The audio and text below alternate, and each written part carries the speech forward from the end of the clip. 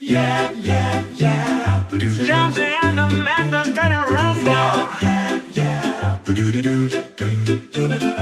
Yeah, yeah, yeah. Jonesy and Amanda's got a room for. Yeah, yeah, yeah. And here's what's on the cutting room floor. I've been reading here an interesting article. People are ending their relationships after discovering the Doritos theory. Let's take a step back. Do you like Doritos? I do. Do you eat a lot of them?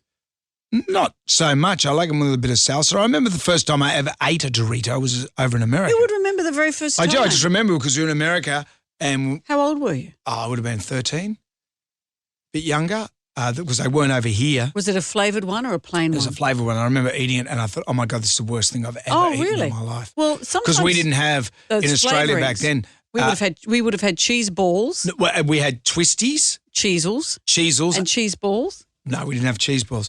And then we didn't have anything Mexican. Corn chips came to Australia in the 80s, but certainly in my house. We didn't have CCs, and that was the first thing. Doritos CCs, you're were the right. American chip. And I remember eating it, and I thought it tasted like spew on a terrible. I couldn't even describe how bad the chip was. I remember thinking It does it was the give you the worst thing. aftertaste of spew. You know that all of those slight cheesy things do. Yeah, the nachos cheese. Yeah, it tastes in your mouth like you've had a vom. But now, Now you're shoveling them in. Well, I'll tell you what the Doritos dating theory is. This is the theories based on the scenario that you find yourself eating Dorito after Dorito without giving it much choice. Without giving it any thought.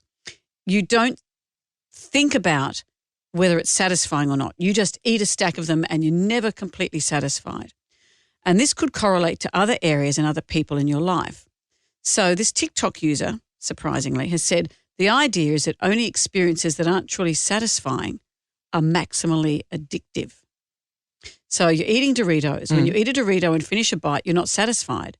It's not like when you eat a steak or a really satisfying food that's high in protein, where after a bite you feel the fullness and the warmth of satisfaction. You don't get that with Doritos. And many people are having Dorito relationships because they're not going for the substantial stuff. Because it's so addictive to have these lightweight things that are designed to keep you hungry. And if that's your personality, you might be doing that in other parts of your life. So beware, they're saying. So is it like what Paul Newman said about his wife, Joanne Woodward, that, you know... Why would I go out for hamburger when I've got steak at home? And then Charlie Sheen said, sometimes you want a bit of hamburger. You want some other buns. You want something else to eat. Yeah. Because that's what all those not new, but that's the secret to dieting is having calorie-dense foods that satisfy you. Doritos are the opposite, and there's an addictive quality to them. And that is maybe how you're having your relationships. They're so addictive, you're loving the thrill of the falling in love, but they don't last. When you're on the diet, though, you can still look at the menu. We're talking about food or people. So how far do you take looking at the menu? Well... Does your wife mind if you constantly peruse the menu? Are you joking me as if I would be doing that? No, but you're like I watched you flick through Maxim magazine the other week. Yeah, that's just looking... Four. Do you do that when you're out? No. Can I see the specials? No, I don't do that at all. You got anything going off that has to be consumed quickly? What's that? And that lucky time you found a chicken in a bag in a trolley? Why does it always come back to that?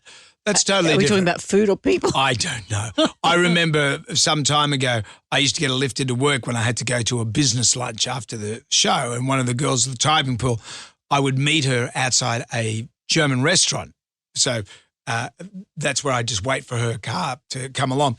And it had this giant menu board out the front, and I'd look at all the German delicacies that they had on offer. Big knuckle. Yeah, Schweinehaxen and Wiener Schnitzel and big pretzels. Is this related to relationships? And big sausage. And I'd stand and big sausage.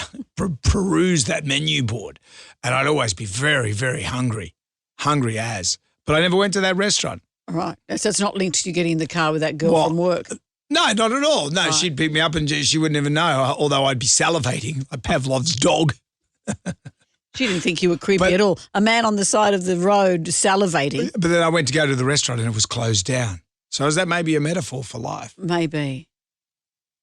So with Doritos, they leave a taste of spew in your mouth. So remember that. If that's how you're having your relationships. Taste of spew in the mouth. At least we had that.